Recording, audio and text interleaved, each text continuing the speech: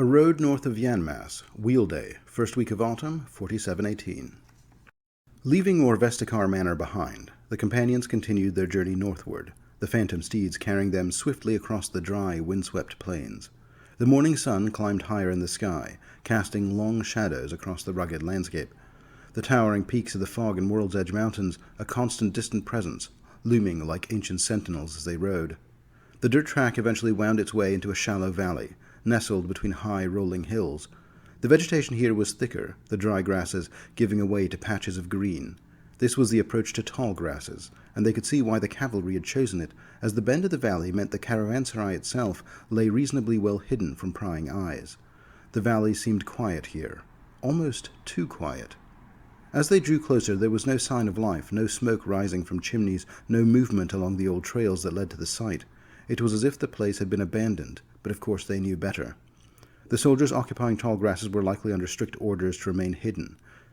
Then suddenly, dust on the horizon. Approaching cavalry. They were coming too fast to come off the road and hide, and anyway, they had likely been spotted already. Aurelius turned to the others. "We should disguise ourselves. We need to dismiss the phantom steeds. They're a dead giveaway." "As turnip sellers again," suggested Diyanah. "I still have a dozen turnips in my bag of holding." The party had now become well versed at falsehoods. Diyanah activated the Hat of Disguise, Demi the Envoy Ring, Aurelius his Mage of the Veil trained illusions, and Marius the power of his Swan Mask. Aurelius also summoned a simple mule with a mount spell, which also conveniently appeared with saddlebags that they then filled with turnips. They made sure they all looked like simple Bedouins, and began to walk slowly along the road, leading the mule by the bridle. The scouting party had reached them. They appeared to be 5 Qadiran bandits mounted on light war horses, but more impressively, running along beside them, a pair of trained dire lions accompanied them. They were wearing Qadiran garb and equipped with Qadiran arms and armor.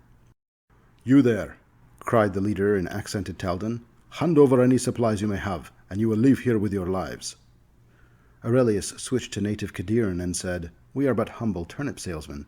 We have little of value or interest to you." The man seemed annoyed at this. He didn't switch to Qadiran, but kept speaking in Taldan. Aurelius began to recognize that his accent was fake. These were Taldans disguised as Qadiran bandits, likely part of the cavalry regiment that had gone missing. "We've already sold most of our stock," said Diyanah, "so we have very little left to give you." He opened the saddlebags and pulled out a pile of turnips wrapped in cloth and laid them out on the ground. "This cannot be all that you have of value," said the man angrily. "You make a mockery of us."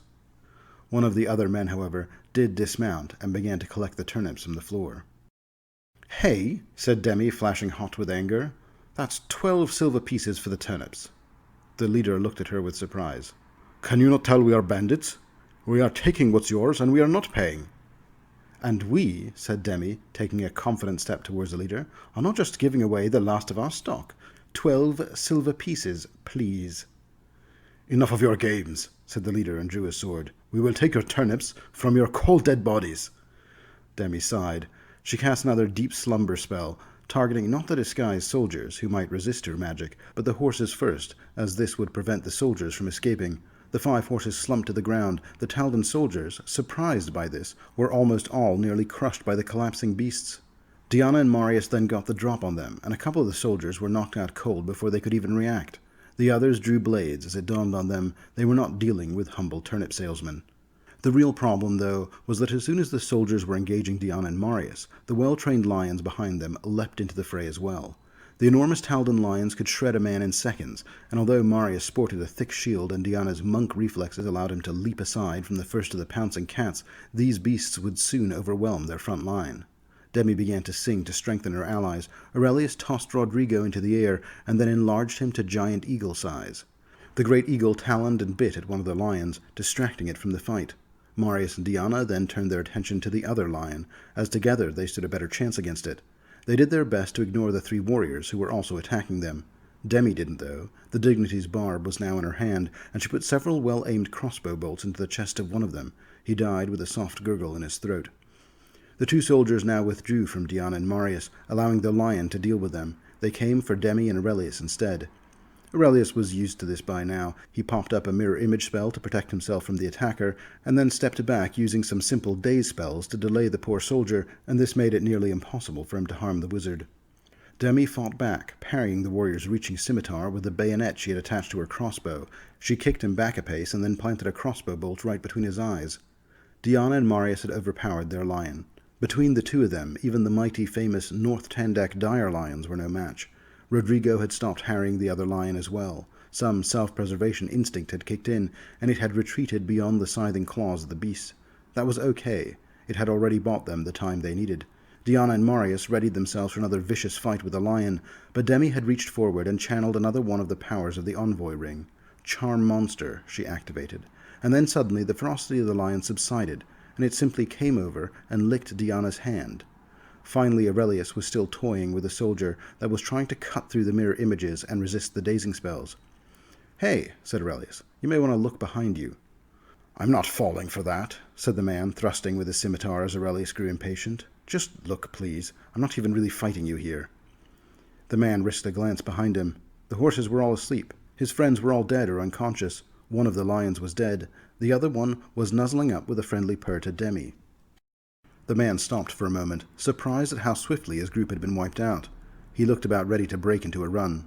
"Don't even think about running," said Aurelius. "That bard will put a crossbow bolt through your back before you make it 60 feet. Just put your weapon down and let's talk." The man dropped his weapon. "Very good choice," said Aurelius. Demi stepped over, the crossbow raised. "You know what we want," she said sternly. 12 silver pieces?" asked the man awkwardly. This made Diyanah giggle. "No, we want to know about the caravanserai." "Time for questions later. We have to get off the road," Aurelius said. "We should try to make it look like a lion went feral and killed some of them, but we shouldn't take too long. I'm sure another patrol will come by this main road soon." They rearranged the bodies slightly, and mostly this was Marius and Aurelius doing the work here, as Diyanah had gone over and asked Demi about the lion. "Did we just get a pet lion?" he asked her. "I'm afraid the magic will wear off in a few days," she said. "But for now it perceives us as friendlies, and it is a trained lion, so yeah, I suppose we could keep it." "Here, boy," said Diyanah, "come here." The lion came over and nuzzled with him as well. "This is totally wild," he said. "I think I'll name him Raja." "Hey, I charmed him," said Demi. "I should get to name him. I was thinking Cookie." "What? Cookie is a terrible name for a lion. Look at him. Aren't you a Raja? You're a good boy." "Okay," said Aurelius. "If we're done playing with a lion, let's get off the road already." They led the horses and the prisoner, along with their new pet lion, a few 100 feet into the tall grasses. The way was more treacherous here, but they were less likely to find patrols. Hidden from view of the road, they started talking to the prisoner. "So," said Demi, "just to confirm a few things for us, you're a cavalryman with the Taldan horse, currently disguised as a Qadiran bandit. Is that all correct?" The man nodded. "And you did all this on the orders of Commander Jalyesa Stobel?" The man nodded again. "And you agree that Commander Stobel is a traitor and a mutineer, and has commandeered Yanmas's defensive forces to serve the interests of Pytherius, who is currently trying to conquer Taldor and not defend the border provinces?" The man hesitated at this comment, and then he said, "I believe Jalyesa thinks she is doing the right thing." "And do you think posing as a Qadiran bandit is the right thing?" she asked. The man shook his head. "I must admit I'm not super comfortable with that part of this, but we don't have the resources to feed our company without the support of the Grand Duke in the city of Yanmas." Aurelius nodded at Demi. This was all the information they needed. "We're riding back to Yanmas now, and we're bringing you with us," said Aurelius. "We've called for the Grand Duke Rengiana to come to Yanmas to be presented with evidence of Commander Stobel's treason, so that he might recall the cavalry. We will ask you to bear witness, you understand?" "Certainly," said the man. "How long have the horses ridden today?" asked Demi. "Could they make it all the way to Yanmas at a gallop?" "This was our first patrol, so they're still in good stamina," said the man. "They will probably be worn out by the end of the ride, but they'd make it." He looked up at the rising sun. "You'd reach the stables just before sunset, I'd guess." "Good," said Aurelius. "Then mount up and start riding. Don't even think about peeling off away from the group." The 5 of them raced back towards town. The mighty lion Raja had been trained to run alongside horses, and was keeping remarkable pace with the riders. After a few hours of riding, Rodrigo squawked overhead. They looked up, and a shadow appeared to be moving above the cloud cover. The prisoner swore, and he pulled up on the reins of his horse. "We have to find cover," he shouted. Even as he said this, the clouds suddenly parted, and a wild, snarling desert drake descended from the clouds above. The drake had a rider on it, It looked like a woman carrying a pair of flaming scimitars. "Dismount and run," shouted Aurelius, figuring if the drakes killed the horses, then getting back in time to meet Vaddrigan would be impossible. The group came off their horses and scattered as quickly as they could, looking for any cover. The dragon flew by them, and as it did so, it breathed a cloud of electrified dust. Soon they were all choking and coughing as the dust blinded them and the lightning staggered them. All except Diyanah, in fact, whose monk reflexes allowed him to evade the breath weapon. He looked over at the Drake rider. She was turning around and getting ready to fly back towards them. Not this time, thought Diyanah. He pulled the iron rope from his belt, and he commanded it to unfurl the Standard of Conquest. It was his first time attempting to use the magic inside it to teleport himself. He looked at how quickly she was moving and tried to predict where he'd need to be. He slammed the standard against the ground. Suddenly he was no longer on the ground, but in the middle of the air as he'd intended, falling through it, just as the enormous dragon was hurtling through the air towards him. His conquest banner was still held in his right hand, the magical banner fluttering through the air as he fell. His timing was good. He came down just as the dragon passed under him, and he grabbed the rider and grappled her, ripping her off the dragon's seat and tumbling down through the air with her. The two fought and grappled as they fell, but Diyanah got the better of her, wheeling her around and using her as best he could to cushion his landing. Behind him, the desert drake shrieked in alarm at having lost its rider. It twisted around to find where Diyanah had crashed on top of her. Diyanah looked down at his foe. The air had been pushed from the drake rider's lungs, and she was wheezing for breath. With a loud thump, the drake landed next to Diyanah, lashing out with tail and claw and bite, all attempting to get him off his mistress. It was a loyal creature. So too it turned out was Raja, the dire lion, which leapt through the air to protect Diyanah as it pounced on the back of the drake. Meanwhile, Demi, Aurelius, and Marius were staggering out of the electric cloud. Their prisoner, unfortunately, who was clearly made of less stern stuff than the rest of them, had inhaled too much of the dust and had collapsed in the electric cloud. Aurelius could see that the dragon was fighting Diyanah and the lion, but it was quite some distance from them already. The dragon's flight had allowed it to cover a lot of ground very quickly. Aurelius was running low on spells, but it was worth it. He cast a haste spell. "Go save him, Marius," he said. Marius ran at double speed across the tall grasses, racing to where the dragon was, narrowly avoiding its sweeping tail as he jumped towards it and finally buried his punch dagger into the beast's back. Demi's crossbow was in her hand. With Aurelius's haste, she was shooting and reloading with supernatural speed. Finally, through the combined barrage of lion claws, monk punches, brawler stabs, and crossbow bolts, the mighty drake succumbed with a mournful howl. They all had too much to do to take a moment to celebrate. Marius and Demi ran to recover the scattered horses, while Aurelius's haste spell was still active in their bodies. Aurelius checked the state of their prisoner and quickly realized that he had died, suffocated and electrified by the dragon's breath weapon. Diyanah, however, had acquired a new prisoner. He kicked her weapons away and bound her with the iron rope.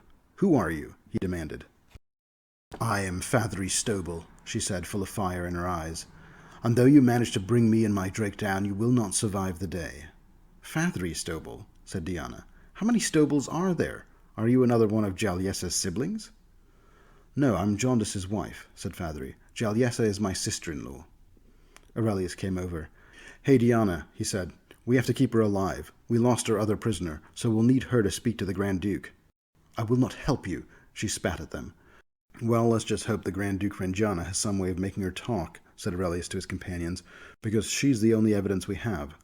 "It makes no difference," said Fathery. "You will not make it to Yanmas alive." "She said that once already. Sounds like she knows something she's not telling us." Marius activated the swan mask. His eyes blazed with light. "It's her husband, Jaundice. He's tracking us. Does she have a magical item of some kind?" Aurelius cast Detect Magic and saw that the bangle on her wrist was glowing.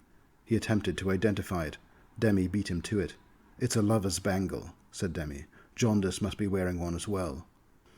"Well, can we remove it, give it to a horse, and send the horse in the wrong direction?" asked Diyanah. "Perhaps, but as soon as we remove it, Jaundice will know the attunement was broken, which means he'll suspect we've killed her. But you never know. We could do it just to try to throw them off course, just in case." "We've been riding fast," said Aurelius. "If we just kept going, could they even catch us?" Demi thought about this. "We're making great time, for us, but we're riding light war horses, and Jaundice will likely have run out with heavy war horses. They are also the Taldan cavalry. Simply put, they are better riders than we are." "So what should we do?" Well, to Diyanah's point, we should send Rodrigo some random direction with the bangle and drop it in a field, just in case that pulls him off course. Then we should try to outrun Jaundice and his riders for the city. If we start to see them behind us, though, we should stop riding and try to lay an ambush, rather than let them catch up with us and run us down. Aurelius sighed. All right, Marius, knock her out. Let's throw her on the back of one of the horses and keep going. Demi had estimated things correctly. 3 or 4 hours later, as the sun had gotten quite low in the western sky, they could see the dust rising along the road behind them. Jaundice's riders would catch them, and only an hour or 2 from the city. There were more rocks near the Orvestikar turnoff. We can use the rocks for cover, suggested Demi, and lay an ambush for them there. As Jaundice's riders got closer, they could see this was a much larger group than the scouting party they had encountered near Tall Grasses. 12 riders, all heavily armored and brandishing spears and scimitars, still disguised in Qadiran garb as had been the other party. Their leader was a hawk-faced man who carried not a spear, but a great 2-handed hammer. At first they thought the riders might simply miss them as they went riding past, but as Gilindra had warned them, Jaundice was a ranger, and soon enough a squawking falcon had alerted him to their presence. This was the signal the heroes needed. They sprang their trap. The first order of business against mounted cavalry was disabling the horses. To this end, Aurelius had prepared a summon spell for the occasion, and he dropped in the middle of them a gibbering mouther, a kind of vicious, many-eyed ooze creature that gibbered insanely. The cacophony that was produced by the many mouths of the creature rendered the weak-willed temporarily mad, and it had a great effect on the horses in particular, many of which bucked and kicked as it wreaked its terrible noise upon them. Demi added to the confusion by throwing out a swarm of monkeys into the riders, which also caused the horses to bolt. Then she started firing her crossbow from her position of cover, while Aurelius complemented her barrage of ranged attacks with bolts of acid. Those warriors who were not covered in monkeys or succumbing to the madness of the mouther generally had no choice but to dismount and to climb the steep cliff upon which they had laid their ambush, and reach the rocks where Demi and Aurelius were perched. Of these warriors, Jaundice himself led the way. Jaundice was a lean, powerfully built man with a sharp nose, close-cropped black hair, and a forward hunch that made him look like a predatory bird. He raised his giant hammer overhead as he climbed the hill. Just as he crested, they triggered the second stage of their ambush. Marius, Diyanah, and the lion Diyanah had named Raja came out from behind the rocks, engaging the traitorous rangers from the higher ground. Raja and Diyanah collided violently with the main bulk of the force, while Marius came head-to-head with Jaundice himself, who swung his mighty hammer at the half-orc. Marius dodged aside, and then he swung with Coriana's blade and chopped him in the abdomen. Jaundice recovered with a grunt and caught Marius with a battering upward stroke of the hammer. He then brought it back down, but Marius quickly deflected it by raising up his round shield. The parry caught Jaundice off balance, and with a powerful stroke of the blade, Marius caught him in the throat. Jaundice died quickly. Below, Raja roared into action, leaping with feral grace. The lion's claws tore through armor and flesh with terrifying ease, while Diyanah's strikes were a blur of precision. The two soon moved as one, a deadly combination of man and beast. Within moments, no fewer than 6 soldiers lay dead at their feet, their charge foiled before it could even begin. Further down the hill still, more bodies could be found, where Demi's bolts and Aurelius's magic had made short work of the soldiers that their summons hadn't reached yet. The air was thick with the scent of blood and sweat after the last of the soldiers fell. It took a moment to catch their breaths. The day had been theirs, but it had not been an easy fight. They had almost completely run out of magic. One of their companions had been petrified, and they still had at least an hour ride to Yanmas. Worse still, their day was not yet finished, because after dropping off their prisoner, Fathery Stobel, at the Navin residence, they had one last appointment that night, at the Grand Uncle, in the Wash District, to finally meet cult leader Vaddrigan Pole. They each wondered if, for once, they hadn't perhaps bitten off more than they could chew. The Grand Uncle Tavern, Wheel Day, first week of autumn, 4718. East of Coinside was a stagnant inlet called the Wash, where Yanmas's most impoverished lived. The Grand Uncle typified the grit and grime of the Wash District. The tavern was wedged between 2 equally dilapidated tenements, a decrepit structure that seemed to lean on those other 2 buildings for support. Its once old sign, now faded and chipped, hung precariously above the entrance, swaying slightly in the night breeze. Aurelius, Demi, Marius, and Diyanah entered, disguised as assassins in black. Rankle had not joined them, as earlier that day he had been turned to stone by a Medusa.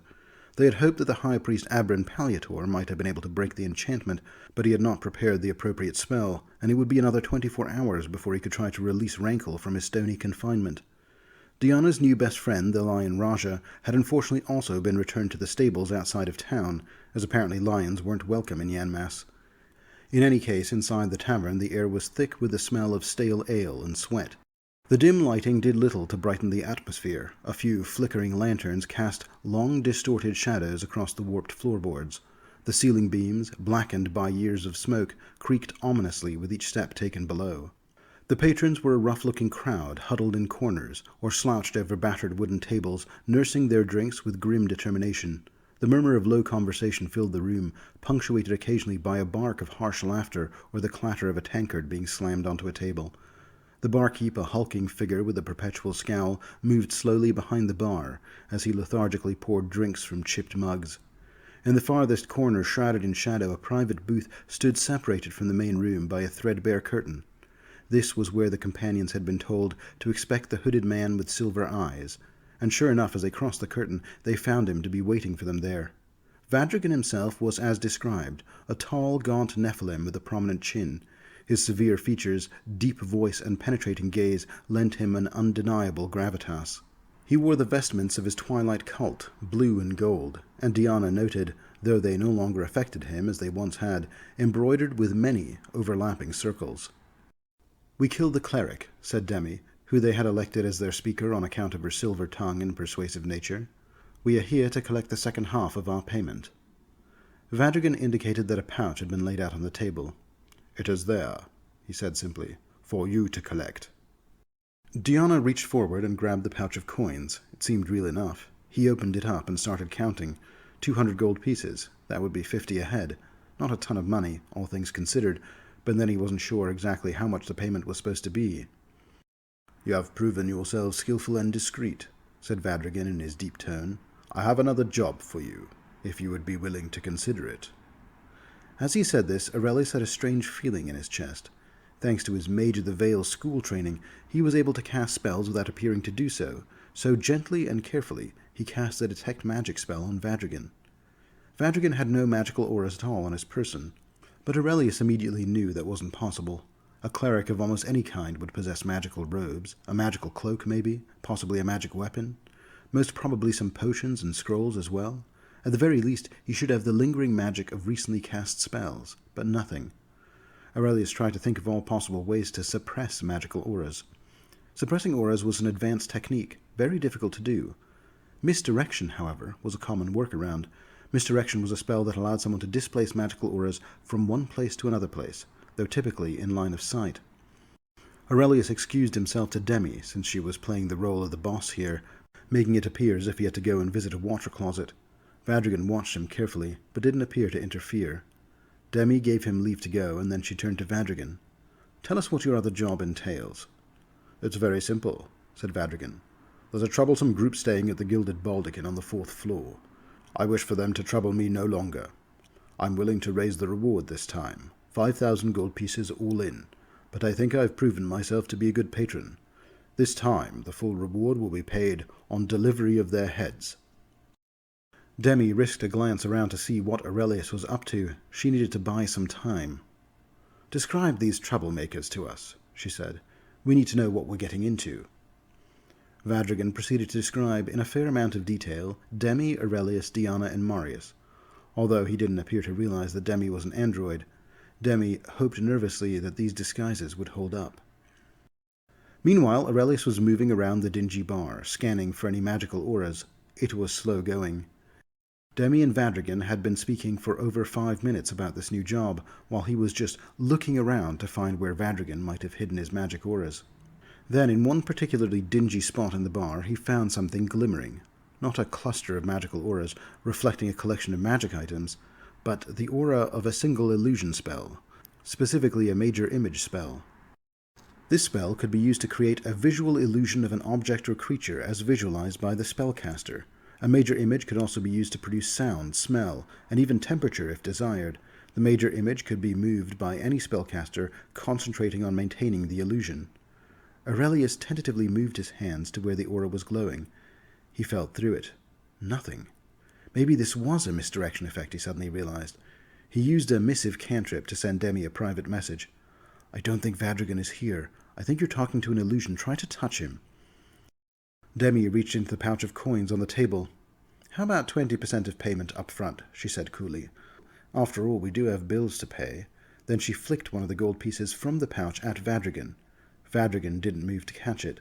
The piece sailed right through him. You're not here, she said. Where are you? Close enough to maintain an illusion, not close enough to put myself in harm's way, says Vaddrigan. I suppose that means your wizard friend has finished his snooping around. What game are you playing at? Asked Demi. The oldest game, said Vaddrigan confidently. The game where the house always wins. I'm afraid you weren't the only ones that were stalling for time, Demetria. Good luck with what comes next. Then the image faded from view. Aurelius ran over. What the heck just happened? Asked Diyanah. Was all this a waste of time? Why did he pay us 200 gold pieces? Because he wanted us to believe he had bought into our deception, said Demi with concern in her voice. He said he was stalling. Gods damn it, sighed Aurelius. They're going to attack the Navin estate, aren't they? We're away right now, so they have a better chance of freeing or killing our witnesses. That'll make persuading the Grand Duke so much harder.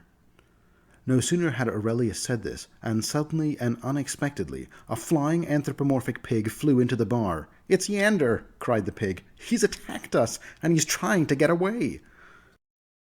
The Navin residence, Wheel Day, first week of autumn, 4718.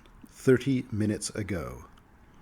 Tasked with guarding their various allies and prisoners, Sepsinia, Anlel, and Goethe had made it a habit of theirs to spend their evenings in the great hall in the Navin residence. The large central table made it a fine gathering space, and the rest of the large space could easily accommodate their growing roster of allies and hangers-on. They were an interesting group, the Marat allies. Sepsinia Crabby was the daughter of the Baroness of Moost, recently recovered from a dreadful curse, but possessed of a growing mastery of witchcraft. Her familiar, Miss Piggy, now calling itself Pepper the Ferocious, appeared to be a little anthropomorphic piglet with a short sword. Anlel Oakleaf was a druid of the Wildwood Lodge, answering to Valinar the Green, High Speaker of the Lodge. She had become invested in the party's mission after a long talk with Demi, a person that she had met at the Wildwood Moot of Ages when she was only a child. Goethe Thresh might have been their least likely companion, the leader of a group of common brigands called the Beggarwood Bandits. Goethe was also a cleric of the strange river god Han Spur, and she had requested to join them on their mission to Yanmass when it was clear they'd be going that way by way of the Selin, from which she had been parted for too long. Goethe proved to be the natural leader of the group, and had taken command of the B-Team, as they had begun to call themselves. But these three were no longer alone on the B-Team. Presently in the great hall with them were Inga Narrowknife, the assassin to whom Demi had offered a pardon in exchange for her aid in killing the Sackels. They were also joined by Galindra Johnrek, a ranger with a Taldan horse who had refused Commander Stoble's treasonous orders. They were also protecting Chief Enumerator Abran Paliator, the High Priest of Abadar in Yanmass. They were also kind of protecting the Navins themselves, Mercantile Council member and Archbanker Rundle Navin, and his son Erdmund.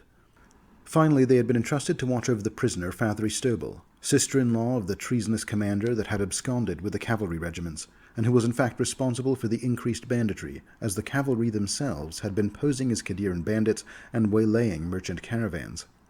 Oh, and of course there were with them the various statues they had recovered from Orvestikar Manor earlier that day, which they had not yet been able to unpetrify, including the statue of Rankle. Sepsinia, Goethe, Anlel, Inga, and Galindra were playing a game of Last Aslan to pass the time after the A-Team had gone to their evening meeting with Vaddrigan. The Navins were sharing tea and biscuits with Enumerator Paliator. Fathery Stoble had been tied up and gagged, and was in plain view of all of them. It was in the middle of this calm that suddenly, and rather surprisingly, the air in the center of the great hall appeared to part. A dimension door spell had been cast, and a figure emerged before them, accompanied by his personal retinue. It was Yander Mercondus, dressed in his fine white chimera pelt coat. There was behind him Yander's protege, the lute-playing bard Embla Hightune, a former captain the Taldan Phalanx Grammel Takyar, a muscular Kelid warpriest of Gorham with great axe, named Hulgra Neverhome, and there were 4 cutthroat mercenaries in his service as well, which even the B-Team now knew to be named Salim, Cardello, Belloc, and Viara. "There!" cried Yander as he appeared. "Grab the Stoble woman, and let's get out of here!" But the B team were quicker on their feet than Yander had anticipated. Sepsinia blasted his group with a glitter dust spell, blinding some of them and dazzling others. Gerta summoned a spiritual weapon and drew her battle axe. Anlel surged forward and assumed the form of a mighty treant. Enumerator Palator cast a prayer spell, bolstering his allies and diminishing Yander's raiders. "What is all this? This was supposed to be the B team," cried Yander. "If it's a fight they want, it's a fight they will get. Kill them all!" Embla played a war song, empowering Yander's squad. Yander cast a confusion spell to sow madness among the Navin residents' defenders. Captain Takyar drew his longsword and went toe-to-toe with Gerta, who met him with a crash in the center of the hall. War Priest Hulgra collided with the treant-shaped form of Anlel not far from them. The four mercenaries weaved their way around the central conflict, coming into battle with Inga, Galindra, and Erdmund, who stepped forward and interceded between himself and his father Rundle, who fled from the room in terror. One managed to make it past the forward ranks altogether, and he struck out at Chief Enumerator Palator, who tried desperately to defend himself from the attack. He was not a fighter by nature. In the midst of this chaos, Inga succumbed to Yander's confusion spell, and she turned on Erdmund suddenly, stabbing him in the back with a surprise attack and dropping him to the floor. Inga stepped backwards, looking at the bloody knife, enraged that once again she had been used by psychic manipulators against her will. She shrieked in anger. Taking advantage of Inga's confusion, her mercenary sidestepped her and advanced on Palator. Surrounded by enemies, the high priest was cut down by stabbing blades. Sepsinia, seeing Erdmund and Palator fall, and Inga succumb to madness, blasted the mercenaries with an arc of lightning. Two of the mercenaries were killed outright. A third was suddenly on the back foot, as Galindra found room to put two carefully aimed arrows through his chest. Inga had recovered her senses. She jumped on the mercenary Erdmund had been fighting, and soon enough they were rolling on the floor. She looked like she had the advantage here. In the center, Hulgra's great axe bit into Anlel's hard, woody hide. It struck her where the Sakil had struck her, and the great treant dropped to one knee, looking like she might once again revert to human form.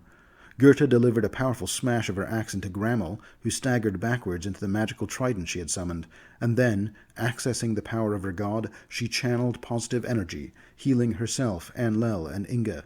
Anlel responded to this by standing up and delivering a killing blow to Hulgra with a great thorny fist. Yander was visibly stunned by this unexpected death. "Stop her!" he shouted at his bard. Embla Hightomb tried to cast a hold person spell on Anlel, but she resisted and strode over to where Embla had taken cover. Over where Inga had been rolling on the floor with the last mercenary, she stood up, covered in the man's blood, and ready to look for her next target. Yander couldn't believe that he seemed to be losing this fight. "Grammel, show them we don't know the meaning of defeat." Grammel parried Gerta's battle-axe with all his strength and struck her firmly in the shoulder. As she staggered backwards, Sepsinia put a flight spell on Pepper the Ferocious. The little short-sword-wielding pig flew overhead and slashed at Grammel, cutting a bright red gash across his face. He swung at the air with surprise, and then Gerta's magical trident of Honspurs struck him squarely in the back. As he staggered back in pain, Gerta surged forward, axe in hand, and decapitated him in a single stroke. Yander looked with bewildered surprise at his war-scarred veteran as he died. He turned around to face Embla, only to see her get crushed by Anlel's mighty tree-trunk limbs. Then Inga Narrow-Knife was behind him, a sneaky dagger to the back of his ribs. "Oh, well, this wasn't how it was supposed to go," he muttered dejectedly. Then he cast a dimension door spell and vanished out of sight. "Damn it!" cried Sepsinia. "Did we really just lose him?" "No, no," said Gerta, holding her shoulder to stem the flow of blood. "I think I can track him. His stupid chimera pelt fur coat. That is one of a kind." Gerta staggered over a table and flipped over a silver plate. Reflective enough, she figured. She cast a locate object spell, focusing in her mind's eye on the white furry coat. She saw him in the plate. He had teleported the distance permissible by the spell, almost 400 feet northwards, and she could see he was limping, leaving a trail of blood, and he was very close to the Temple of Abadar.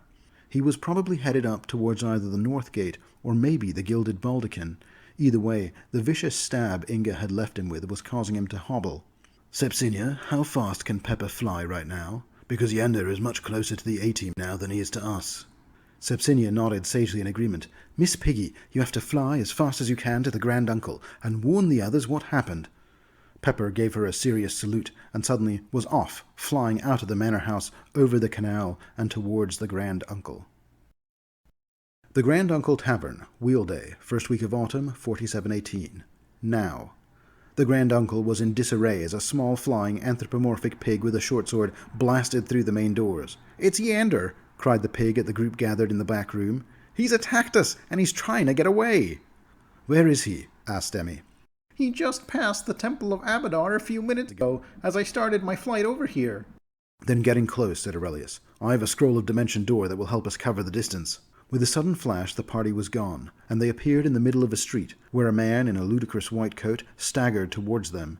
Demi pulled the wand of dispel magic they had collected from the Palace of Birdsong's arcane lab, and readied an action to counterspell any magic that Yander might attempt to use. "It's over," said Marius, and Diyanah flexed his muscles beside him. "Lay down your arms, and no harm will come to you." Earl Mercandus dropped the rapier he was holding with a clatter. Okay, he said with heavy breaths. "You got me, I'm done." Diyanah stepped forward and pulled the expensive coat off of Yander's shoulders. "You won't mind if I do this, then?" He ignited his fists with the power of the dragon style, and the coat burned up in his hands. "No, you bastard!" said Mercandus, finding the strength to roll forward and grab his rapier. He lunged to stab Diyanah with it, but Diyanah sidestepped him and delivered a quick punch to the throat. The blow landed a little hard, and Yander dropped to his knees, holding his collapsed esophagus. A few moments later, he expired. "Oh, sorry, guys," said Diyanah. "I promise I didn't mean to kill him." Marius came over and put a hand on his shoulder. "Don't worry about it. We have other less risky captives anyway. I think we'll all rest a little easier without Yander in the city." It had been another extremely long day and an exhausting night, and later when they finally reached the Navin residence, they would find that a great sense of despair had settled there. Rundle Navin was mourning the loss of his son Erdmund, and the death of Abrin Paliator sat poorly with all of them, because he had seemed a good man, because they had put in such effort in saving him and keeping him safe, and because he was the only one that knew the requisite magic to restore Rankle and the others from the Medusa's petrification. But there would be no time to dwell on this, because they had received word from Grand Duke Broyce Rengiana. His company, they heard, had departed the Rengiana fortress in the afternoon. They were going to make camp on the road, and then arrive in the morning. He was ready to hear out their verdicts and draw his own conclusions. The Rengiana Camps just north of Yanmass, Oath Day, first week of autumn, 4718. Like most Grand Dukes, Broyce Rengiana, the High Lord of the Avon Prefecture, had both high authority to command the local regiments of the Horse and Phalanx, and also maintained his own dedicated private army, his House Guard. While other Grand Dukes maintained a relatively modest company of House Guards, Grand Duke Rengiana was the High Lord of a significant border province, and his personal company was expansive. The Grand Duke did not live in the prefecture capital of Yanmass, but in a castle in the northern wilds, far north of Orvestikar, and his forces trained nearby as well.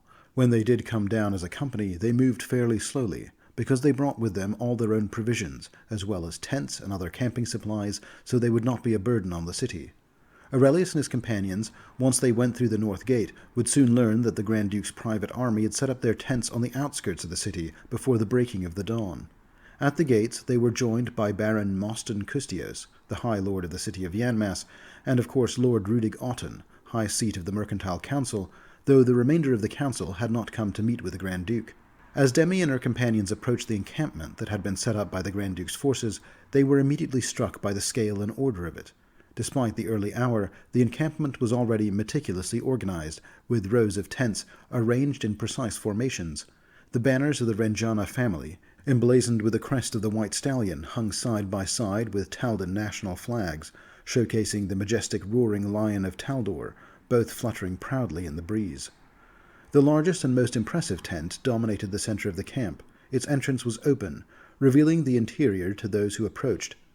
Within, a makeshift throne covered in lion's fur took center stage. The throne, though a temporary camp throne, exuded a sense of authority and power, much like the man who occupied it.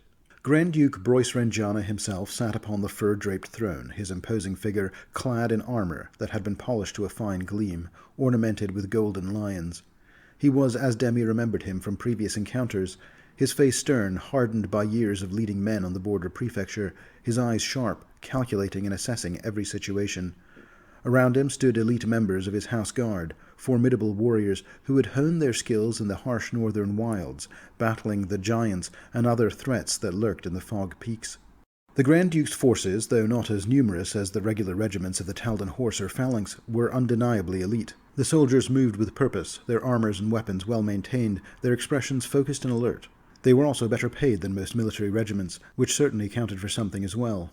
To the left and right of the Grand Duke, sat on smaller wooden chairs, were two close advisors. Demi recognized the one on the right as Lady Patrina de Shane. Patrina was a powerful priestess of Shaylin, already well into her middle years, though she did not show it. Shaylin was an important goddess in Taldor. Alongside Abadar for merchants, Erastil for farmers and hunters, Shaylin was the patron of artisans, artists, and even certain scholarly pursuits as well. Demi knew that she had been in the service to the Grand Duke for many, many years. On his left was a figure that Demi didn't recognize at first, but after a moment she realized who it was. It was Bryce's own son, Byron, who had not been at court the last time she was at Rengiana Castle because he had been studying at the College of Mysteries in Absalom. He had clearly graduated, and with honors, as his face was now marked by one of the college's eldritch tattoos, marking him as one of the Enigmas. Like Aurelius was, this suggested Byron Rengiana was young but highly skilled in the arcane arts. His expression, however, betrayed his youthful lack of confidence, a kind of forced mimicry of the expression his own father wore. As Demi and the others drew closer, the Grand Duke's eye settled on them, his gaze unyielding. This was a man who commanded not just by rank, but by sheer force of presence as well. In this land, he was the undisputed lord of all he surveyed. As they approached, Aurelius nodded at Demi for her to take the lead. She already knew the man, after all. "Grand Duke Rengiana, High Lord of the Avon Prefecture," she said with a curtsy. "Thank you so much for coming all this way and bringing your soldiers. We would not have asked if it was not important." The Grand Duke nodded. "You have found my wayward cavalry regiments, I understand, and you need my help bringing them to heel. It is because of the trust I share with your mistress, the Grand Duchess Falspar, that I heeded your request. Don't make this a waste of my time. Tell me what happened, and show me what evidence you have." In turn, they shared what they had learned, that the cavalry regiment stationed at Yanmas had received orders to leave their posts, that furthermore some among their number, and Galindra in particular spoke on this, had attempted to confirm those orders with his captain at Orvestikar, but that the captain had been petrified by a Medusa who had taken the manor for herself. They also shared that the increased bandit activity was in fact the work of the treasonous soldiers, who were dressed as Qadiran bandits. Finally, they brought out their captive, the drake-riding ranger Fathri Stobel. Fathri did not initially back up their story, but rattled off a number of lies and cursed the party in particular, promising she would free herself and hunt them down and kill them for having murdered her husband. Fortunately, between the arcane powers of Byron Rengiana and the divine powers of Lady Patrina de Shane, the Grand Duke was able to divine fact from fiction. Before the end of the morning, the Grand Duke had heard enough. The commander, Jaliessa Stobel, needed to be relieved of her command. But the soldiers, he felt, who had largely been following orders, would be returned to their stations. The Grand Duke ordered a general march, as the company readied to make for the caravanserai. The previous day, by phantom steed and galloped horse, the party had made it to the caravanserai and back in a day. With a full complement of soldiers, they wouldn't reach it, though, until late on the following day. There was one additional thing that happened that morning before they left with the Rengiana army. Diyanah asked Anlel to join him on the outskirts of town, where the stables were located. Here he led her to the lion pens, where the lion Raja had been placed after their return on the previous day. "Druids know how to train animals, right?" observed Diyanah. "Can you teach me how to train Raja on the march over to tall grasses? When this lion and I were fighting together the other day, I really feel like I made a connection with it. It would be a shame not to nurture that." Anlel beamed. She was more than happy to help Diyanah with his request. End of chapter. Thank you so much for watching. You've just watched Season 3, Episode 7 of my Pathfinder 616 War for the Crown series. This is another super jam-packed episode. So much happened in this episode. I don't even know where to begin. We had the journey to and from the caravanserai. We had a meeting with Vaddrigan Pole. We had the attack on the B team. And then finally we had a meeting with the Grand Duke, Bryce Rengiana, to kind of set the stage for our finale. Next episode is the finale of Season 3. Rushing here to a conclusion of this chapter. The encounter at the caravanserai is really interesting. The way that it's scripted is that as the players approach the caravanserai, as happens in my game, they get attacked by a patrol. After they get attacked by the patrol, the adventurer then presumes that the adventurers will investigate the caravanserai, but my players decided they weren't going to do that. There's a couple of reasons for that. I think they were relatively low on resources, and they were mindful of the fact that they had to meet with Vaddrigan Pole later that night. They also had decided that what they really needed was a witness, and they already acquired that from the patrol that they encountered. And also, I think that, and this logically makes a lot of sense, if they had gone into the caravanserai, they would have killed dozens of soldiers that were stationed there. And that doesn't actually solve Yanmas's problems. That, in many ways, that makes the problems worse, because the soldiers are not really responsible for what's happening at the caravanserai. The commander is.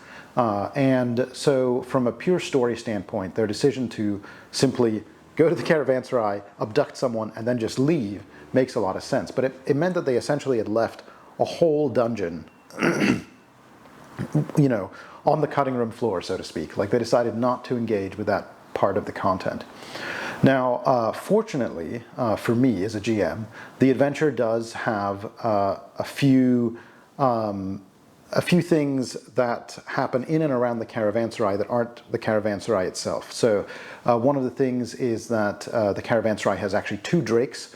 One of the drakes belongs to Commander Julius Estobel, and we'll encounter that one later. And one of the drakes belongs to her sister-in-law, and in the adventure as written, the presumption is that the players go into the caravanserai, they probably encounter and kill her husband, and then she comes and attacks them as they leave the caravanserai by Drake. I think it's meant to be a very difficult encounter, because essentially they've used all their resources on engaging with the caravanserai, and then all of a sudden this Drake attacks them and looking for revenge. There's even like a little section in that part of the adventure path that talks about, what you can do to mitigate the challenge if the players are, going to struggle with this because they're low on resources. And I just decided, you know what, if they're leaving the caravanserai, let's just have her find them on patrol. They have left behind a bunch of bodies from the patrol that they had defeated. So I had her attack them as they were leaving the caravanserai. And they actually, despite the fact that she's on a winged creature, they actually dealt with her fairly handily, all things considered. Once again, my group is very resourceful. They also hadn't used all their resources yet. Diyanah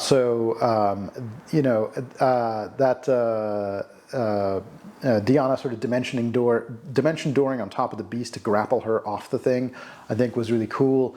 But once he had dropped her off the beastie, and the Drake had sort of landed, and then everybody was able to engage with it, including the lion and Marius. They were able to take out a Drake actually pretty quickly, as we've seen with the Wyvern and the Manticore in the past. So that encounter used some of their resources. It didn't make a significant dent. And so as they were leaving, I kind of told the story in reverse. So instead of having the players kill the husband and then the wife goes out for revenge, they hadn't killed her. I guess they had just captured her. But still, she had this lover's bangle that allowed her husband to know that something was wrong. And so the husband rode out to meet them. He also rode out on heavier horses than they had, so they were going to eventually get caught up. We did, there's a 4th edition thing called a skill challenge that I have stolen and make use of in my games, which basically allows for a series of opposed checks. So I did give them an opportunity to outrun and outpace Jaundice Stobel. They failed, and ultimately Jaundice and his riders caught up with them. And there was another much more intense and much closer fight with a large number of skilled cavalry members that I think with that encounter it kind of made up for the fact they didn't do the whole dungeon crawl. And they were pretty low on resources when they finally returned to the city and finally had this much anticipated reunion with Vaddrigan Pole. And now let's talk about meeting Vaddrigan Pole, the trick that he pulls where it's actually an illusion of himself, he's not actually there, and finally using Yander Mercandus. This, I don't know, I think I was in a shower and I was thinking about the game and I had this epiphany that this is what I wanted to do. So I was well prepared going into this game session for the plan. So I had the players, we kicked off the game session, the players were meeting Vaddrigan, and it took them a while to figure out that he was an illusion because of this misdirection spell that he'd cast. So he gave off no magical auras, and nobody actually interacted with him directly. He doesn't even hand them a pouch of coins that's already waiting for them on the table, which I thought was a dead giveaway, but it took them a while to move around the bar, figure out, oh wait, there is an aura here, it's an illusion aura, but there's no actual illusion here. Oh wait, he's the illusion. Demi throws a piece of coin through him, and Vaddrigan says, yes, I must admit, I've also been stalling for time. Because they were stalling for time, trying to figure out what was going on, he was also stalling for time. And then I basically revealed that I had 5 fresh character sheets for all of my players, and I passed them out. And each of my players got to play as one of the NPCs. And my intent here was to have kind of a Red Wedding moment. I really wanted Yander Mercandus to attack the Navan residents and kill a bunch of their friends, and that would really upset my players, but also get them really motivated to take out Yander. And so this was an opportunity for me to really rig the encounter. So Yander's party was actually specifically designed to be slightly more capable than the collection of NPCs that they had at the Navan residence. But, you know, the best laid plans will go the way of the dice. And it just so happens that my players, there were a number of things. I think there was an early casting of glitter dust that blinded a bunch of the bad guys. Their saving throws were all over the place for whatever reason. The lightning bolt that Sepsinia cast also really did a lot of damage. The confusion spell that Yander cast didn't have quite as dramatic effect as I would have liked. We did see that Inga Naraknife did turn on her buddies, and so there was a brief moment when it looked like it might go the way that I'd originally planned. But ultimately, what actually happened is that the B team pulled together and they kind of kicked Yander's butt, and then Yander disappeared. And you know, I think the most delightful thing was seeing the players. We had the big map of Yanmass out. I think we actually had a guest player, so we were up to 6 players. In fact, the guest player that was playing as Gerda basically was like, hey, I think I have a solution. I'm going to cast Locate Object. It's here on my sheet. I'm going to find Yander because of his silly coat. I love that the coat kept getting play. And ultimately they found that he was running northwards.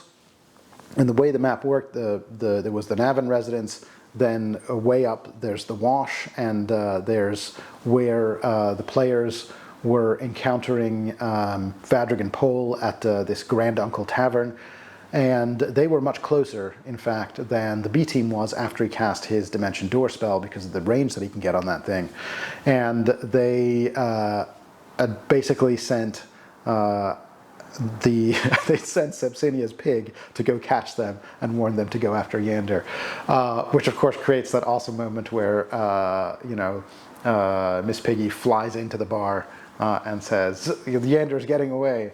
That ended up being a super fun session. What a memorable session. It didn't go quite the way I planned. In some ways, it ended up being more fun because of it. I think instead of getting kind of a Red Wedding moment where they lost some of their allies, what they really got was a B team that they felt they could rely on. And in some ways, that worked much better for me and my playgroup than any of the facets of Persona rules might have worked, because they got to take an active hand in helping thwart their enemies. Finally, they caught up with Yander. They ended up killing him, and that storyline was closed out, I think, ultimately in a very satisfying way, even though our PCs didn't get to have a full encounter with the villain party.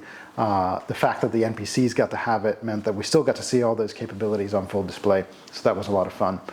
And finally, that brings me to the last event of this particular chapter, which is meeting Grand Duke Broyce Rengiana. Now, Grand Duke Broyce Rengiana, and I didn't talk about this in Season 2, with Grand Duchess Caesar Tiberan does not actually feature. The Grand Dukes in general don't really feature much in the adventure as written, but I like to pull in as many of the power players as possible and give them personalities and figure out what their attitudes are. And Broyce is a military man, and his instinct is pro-Pytherius, but he's also an honorable man, and that's kind of the way I played him. And I think once he saw all of the ways that Pytherius had kind of manipulated the regiments that were stationed in the Avon prefecture, the party kind of brings him around, and it was clear that to me it was already clear that that approaching the caravanserai and meeting the military and meeting the defectors there was going to ultimately prove to be my version of a climactic finale to book 3, and I'd already sort of decided, and we'll talk about this more next session, that I was going to pull the events that are intended to take place in the Encircling Bower Theater. I was going to have some of those folks move over to the caravanserai and kind of drive to one climactic finale, which we'll get to in the next session at the Tall Grasses caravanserai. Anyway, hopefully this was a super fun episode for me to write and cut together. Hopefully you all enjoyed it as well. Be sure to like, subscribe, all the good stuff, and I'll see you next time.